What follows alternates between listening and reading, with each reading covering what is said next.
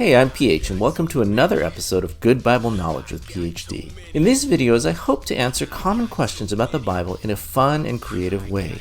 And I hope these videos will be helpful for your own spiritual journey. So, let's get started. How did Saul die? David, the rightful king of Israel, spent several years hiding in the wilderness from the present king of Israel, Saul.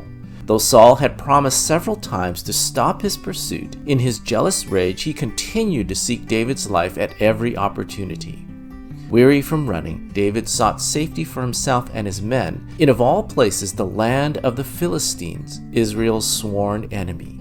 Believing that David had changed alliances, Achish, the king of the Philistines, welcomed David and his men and allowed them to live in the city of Ziklag. From there, David ran covert operations against the Philistines without the knowledge of Achish.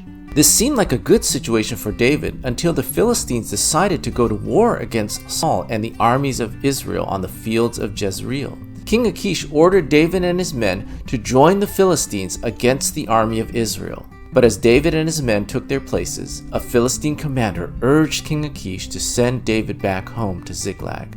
Meanwhile, in the camp of the Israelites, Saul looked upon the armies of the Philistines and trembled with great fear. He sought the Lord, but because of his murderous disobedience, the Lord remained silent.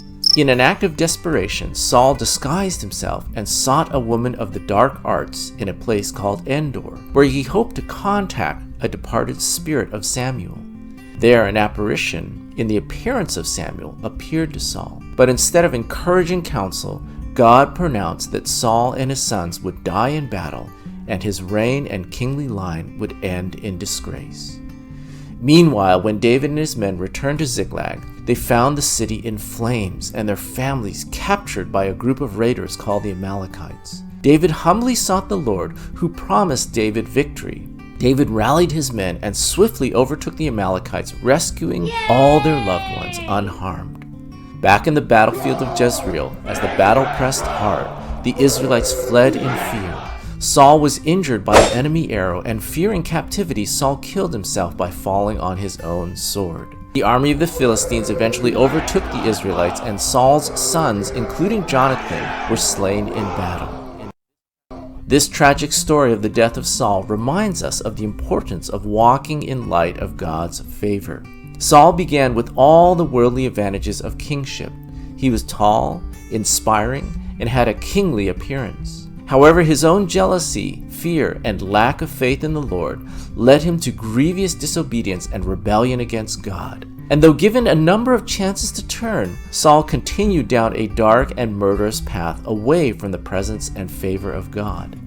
David, on the other hand, began as a humble shepherd, too small to wear the king's armor, and yet his simple faith and love for God enabled him to defeat Goliath, rescue the city of Keilah, and lead his men in victory against the Amalekites. Both Saul and David faced adverse circumstances. Saul, in fear and desperation, sought the darkness instead of the light, and ultimately he met a shameful death. David, in humble obedience, sought the Lord in faith with compassion and honor, and in the Lord's timing, David would ascend to become one of Israel's greatest kings. It is fitting that from the line of David, God would bring the King of Kings, Jesus, who himself would come from humble beginnings to be the shepherd of his people. And through his humble obedience, Jesus would bring victory over death itself to be shared with everyone who would put their faith in him. Thanks for listening to another episode of Good Bible Knowledge. We'll see you next time.